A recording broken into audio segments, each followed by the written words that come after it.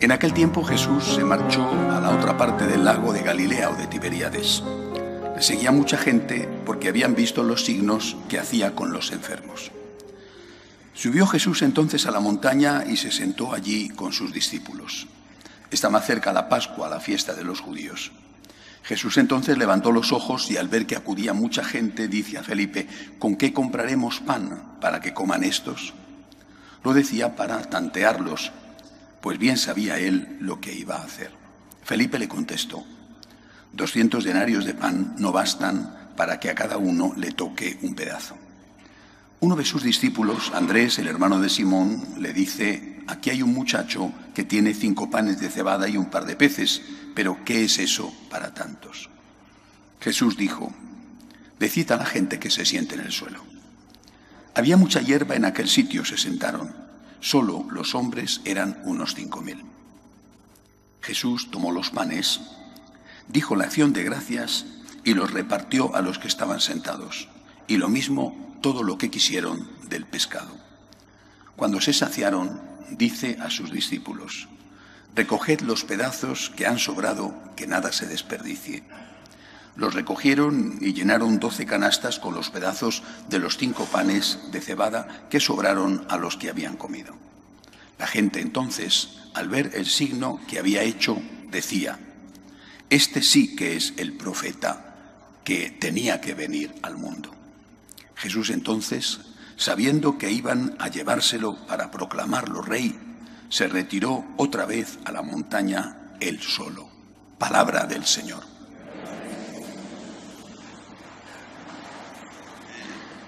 Si os preguntara ¿para qué vino Jesucristo al mundo?, estoy seguro de que todos vosotros contestaríais bien. No sé otros, pero vosotros seguro que sí, porque llevamos muchos años, ¿no? Y confío en que algo haya servido la catequesis ininterrumpida de tanto tiempo. Cristo vino al mundo para nuestra salvación. Este es el motivo por el que Él vino. Una salvación aquí y una salvación en la vida eterna. Que la vida tiene 2 partes. La más cortita, aquí, que nos parece muy larga a veces, ¿verdad? A veces es demasiado breve. Pero la vida empieza y ya no termina.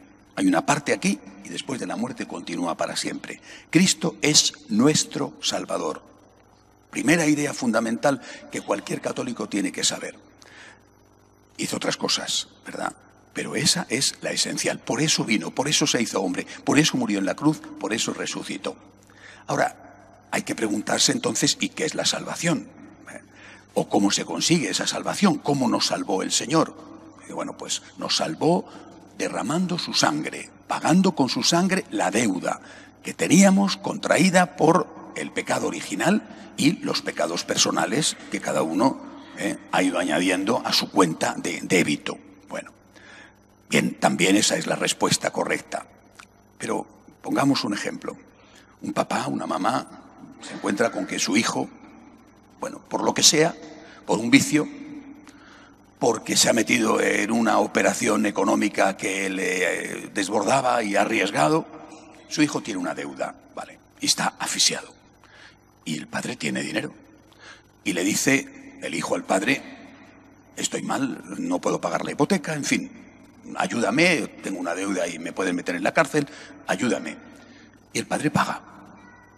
Hasta ahí. Lo que haga falta, hijo mío, eres mi hijo, no voy a quedarme yo con el dinero en el banco y tú vas a tu necesidad. El padre paga. Imaginad que pasa un tiempo, a veces corto, y el hijo viene con las mismas. Papá, mira, es que, pues, de nuevo estoy con un problema, ayúdame. Y el padre paga. Una y otra vez, una y otra vez, una y otra vez. ¿Qué diríamos de ese padre? Estamos seguros de lo que diríamos del hijo. Pero ¿qué diríamos de ese padre? ¿Diríamos de ese padre que es un buen padre? Porque una y otra vez saca al hijo del apuro y paga y paga y paga. ¿O le diríamos a ese padre: usted desde luego quiere mucho a su hijo, eso es evidente, pero ahí está fallando algo, ¿no? Algo y además importante. Porque usted está convirtiéndose, sin darse cuenta, en un consentidor y de alguna manera en un colaborador. Es decir, Cristo viene a salvarnos, cierto, derrama su sangre, resucita, nos salva, es decir, paga la deuda, vale. y va a estar así siempre, y nosotros tumbados a la Bartola, sin hacer nada, aprovechándonos de nuestro Padre y cometiendo una y otra vez pecados que son las deudas. Aquí falta algo, ¿verdad? Falta la educación. La educación. Que a lo mejor el padre tiene que seguir haciendo lo mismo porque no le queda más remedio, pero tendrá que intentar educar a su hijo. Si no, no le ayuda. Sin la educación, es decir, sin que el hijo aprenda que hay cosas que no debe de hacer y tenga la fuerza de voluntad para no hacerlas, y que hay cosas que sí debe de hacer y las haga, si el padre fracasa, por lo menos tiene que intentarlo. Podemos decir, mire, lo he intentado y es que no ha habido manera, pero lo has intentado. No te conformes con extender cheques, porque eso no conduce a nada. Eso es tapar un agujero que mañana se abre y quizás se abre mayor, porque hay gente que se acostumbra, ¿verdad? Y son especialistas en tirarse al vacío porque saben que hay un colchón debajo que le va siempre a proteger. Por eso, lo que Cristo vino a hacer, que es nuestra salvación, lo hizo de dos maneras. Una, fundamental, esencial, derramamiento de su sangre, que se renueva en cada Eucaristía. El sacrificio renovado en cada Eucaristía. Vale, pero la otra, la educación. ¿En qué consiste esa educación? En enseñarte, lo mismo que papá al hijo, en enseñarte que tú también tienes que hacer algo. Y lo primero que tienes que hacer, por encima de todo, lo primero que tienes que hacer es agradecer. Es decir, si el hijo coge al padre, le pide, le llora, el padre le da el talón, o la madre, se va al banco, paga la deuda, o se va a aquel de la casa de apuestas con el que tiene la deuda y paga la deuda, o ha sido un drogadicto y tiene que pagar al camello que le ha dado la droga y paga la deuda, y no le dice a su padre, gracias, y como prueba de mi agradecimiento, papá, mamá, voy a intentar cambiar, gracias, voy a intentar no haceros más daño, voy a intentar no haceros sufrir más, gracias. Es decir, la salvación culmina cuando esa persona perdonada por la misericordia divina, redimida por la sangre de Cristo, cuando esa persona agradece, cuando esa persona se convierte en Eucaristía, en acción de gracias, en ese momento culmina la salvación. El padre ha ayudado a su hijo sacándole de un apuro y el hijo ha aprendido la lección. Y agradece a su padre. Y lo primero que hace para agradecer es intentar que eso no se vuelva a repetir. Oye, pues a veces las cosas salen como salen, pero intenta que eso no se vuelva a repetir. Es decir, si no entendemos la salvación de Cristo así, nos podemos convertir en eternos pedigüeños que saben que su padre es muy bueno, que tiene reservas suficientes en el banco y que pueden seguir abusando ininterrumpidamente de él, hasta que un día resulta que ya no hay más dinero en el banco. No es que el padre te deja de querer, que no hay más dinero en el banco, y que el padre te dice, hijo mío, es que te lo has comido todo.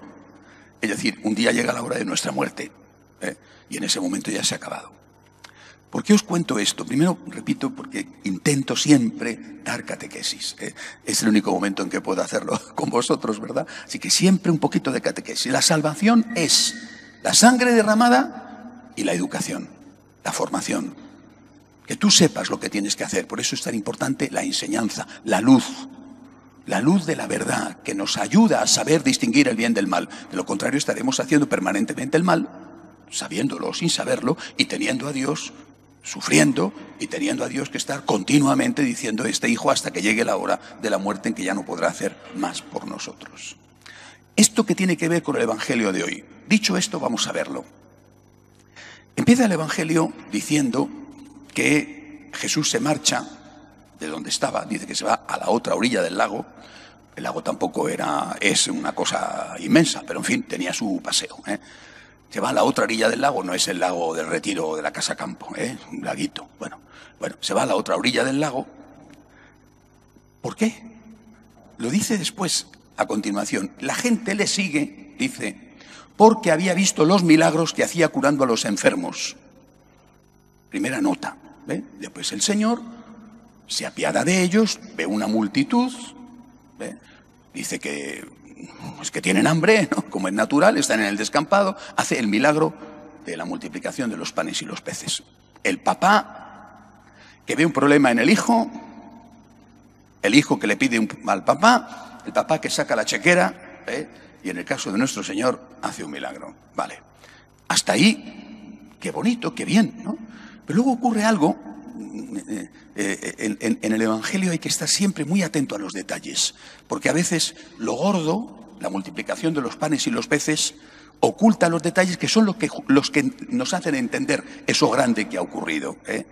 A continuación termina el Evangelio de hoy diciendo que Jesús se marchó de nuevo y se fue solo, dice, porque se dio cuenta de que querían hacerle rey. Vale. Hemos visto un fragmento del Evangelio. Si hubiéramos seguido leyendo, es decir, si el Evangelio de hoy hubiera tenido un poquito más, habríamos visto que dice que la gente le sigue de nuevo. Le habían seguido y le sigue de nuevo. Y entonces Jesús no va a hacer lo que había hecho, marcharse, sino que se enfrenta a ellos. Se enfrenta. Se ha ido porque ve que le siguen porque ha hecho los milagros de curar enfermos. Vale. Se vuelve a marchar porque ahora ve que les ha dado de comer y han dicho, fantástico, alguien que cura a los enfermos, alguien que resucita a los muertos y alguien que nos da de comer gratis. Este sí que es el profeta que tenía que venir, esto es el negocio redondo. Pero oye, que no hace falta trabajar, que no te vas a poner enfermo, que no te vas a morir nunca. ¿Dónde firmamos? A ver, todos levantamos la mano. ¿Dónde firmamos? Oiga, vida eterna aquí en la tierra y sanos, siempre con la salud de los 20 años. Bueno, estupendo, sin trabajo, tener todo lo que necesito. ¿Dónde firmo? Entonces Jesús se marcha y cuando se le vuelven a acercar, les dice, se enfrenta con ellos y les dice, os aseguro que me buscáis, no por el reino de Dios, no por mis enseñanzas, sino porque habéis comido y bebido pan, comido hasta saciaros. Habéis comido pan hasta saciaros. Es decir, el papá llega un momento en que se planta y le dice al hijo, mira hijo, te he ayudado, esta vez se ha acabado. Esto se ha convertido en un vicio. Por tu bien te digo, esto se ha acabado. Esto se ha acabado. Es decir, no digo que esto lo vaya a hacer Dios, porque Dios es buenísimo, pero también tiene que enseñarnos por nuestro propio bien, porque si no, un día de verdad, el día de nuestra muerte, tendrá que decir, esto se ha acabado. Es decir, aquel que no aprende a agradecer, y no me refiero solo al sentimiento de la gratitud, que eso es, lo digo abiertamente, cortesía, buena educación. Está muy bien, más vale ser bien educado que mal educado, ¿verdad? Aquel que no aprende a agradecer con las obras, va a cometer repetidamente los mismos errores, va a seguir abusando de Cristo, hasta que Cristo diga, oye, ¿pero por qué me estás siguiendo? A ver, ¿qué te trae aquí? ¿El interés? ¿Eso es lo único que te mueve? ¿No te das cuenta de que eso me ofende? Tú no me amas, a ti no te importo.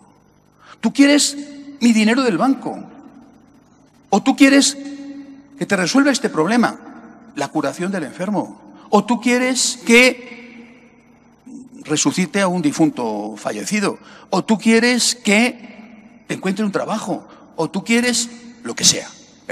Esa lista casi infinita de peticiones que todos los días presentamos al Señor. Pero al Padre, y lo mismo que al Padre de aquí, al Padre del cielo, no le molesta que su Hijo le pida. El propio Jesús dice, pedid y se os dará. ¿Es que acaso si uno de vosotros, un hijo, le pide pan, le dará una serpiente? O si le pide un huevo, le dará un escorpión. Al Padre no le molesta que su Hijo le pida, ni al de aquí, ni al del cielo. ¿Qué es lo que le duele? Que su Hijo no se eduque. Por el propio bien de su Hijo. Porque por el propio bien de su Hijo, si se hace un dependiente de que alguien le solucione los problemas, no madurará. Y por lo tanto, hablando en un aspecto espiritual, no se salvará. Si tú no maduras, si tú no creces en el agradecimiento de las obras y no solo de la cortesía, si tú no creces en eso, la salvación de Dios cae sobre ti gratuitamente y tú tienes un paraguas y abajo un grueso impermeable y te resbala y no impregna ni una gota de tu piel. Es necesaria esa actitud de agradecimiento traducida en obras. Repito, de lo contrario, Cristo te salva, tu Padre te paga las facturas y tú cada vez presentas facturas más grandes porque sabes que hay alguien que va a pagar. Abusas de la bondad de tu Padre. Y termina, el Evangelio lo dice, con Cristo que se marcha. Porque nos tiene que educar. No porque no les ame, sino porque nos tiene que educar. Y porque nos tiene que educar nos dice, se ha acabado. Se ha acabado. No más milagros. Os aseguro que me buscáis porque habéis comido pan hasta saciaros. Pero no os importa en absoluto mi mensaje. No queréis en absoluto hacer caso a lo que os digo cuando os digo, perdonad y amad a vuestros enemigos. Repartid con los que tienen menos. Eso no os importa. Vienes a que yo te cure, vienes a que yo te ayude, vienes a que yo solucione tu problema. Pero vivir como yo te estoy enseñando que vivas, eso no te interesa. Hemos terminado. Porque esto de hacerte milagros se vuelve en contra tuya. No solo se vuelve en contra de Dios, se vuelve en contra tuya. Porque te convierto, a base de ayudarte en todo y de resolverte los problemas, te convierto en un malcriado, en un maleducado. Por eso, ¿qué tenemos que hacer? Agradecer. Agradecer. Yo no quiero que el Señor se aleje de mí. Yo le necesito. Es mi Salvador. Le necesito de todo. Necesito su misericordia y necesito su enseñanza. Yo no quiero que el Señor se aleje de mí y por eso yo tengo que agradecer con la vida. Que después resulta que soy reincidente en el pecado, porque todos lo somos. Oye, de una cosa, de dos, de 50, bueno, pues un motivo más, pero por lo menos el padre, si el hijo va a decirle, papá, me tienes que volver a ayudar, tiene que ver que es un hijo agradecido, que está pendiente de él, que lo está intentando, que ha evitado esto, esto y esto, y ha vuelto a caer en lo otro, porque la situación es difícil, porque se ha presentado un imprevisto, por lo que sea. Y el padre no le importa, dice, hijo mío, soy consciente del esfuerzo que estás haciendo, ven que te ayudo con mucho gusto, pero soy consciente del esfuerzo que estás haciendo. Por eso, repito, ¿qué tenemos que hacer? Colaborar con la salvación de Dios. Cristo es nuestro Salvador, pero viene no solo a perdonar nuestros pecados, sino a educarnos para que vivamos de una forma verdaderamente humana, es decir, de una forma agradecida. El que es agradecido con las obras, ese ha recibido la salvación de Dios. Y el que es un egoísta, que solo se acerca a Dios en los momentos de apuro, ese ha permitido por su propia voluntad que la salvación de Dios resbale sobre él para no dejarle ningún efecto dentro. Una cosa más. El otro día, meditando sobre el pecado original, me di cuenta de una cosa en la que no había caído nunca. Bueno, pero a propósito de esto, Adán y Eva, Adán primero fue creado por Dios, Eva fue creada a continuación, Adán y Eva estaban en el paraíso. Lo ideal, ni trabajo, ni suegra, eso es una broma, ¿eh? Bueno, en el paraíso, vivían felices y contentos, muy bien.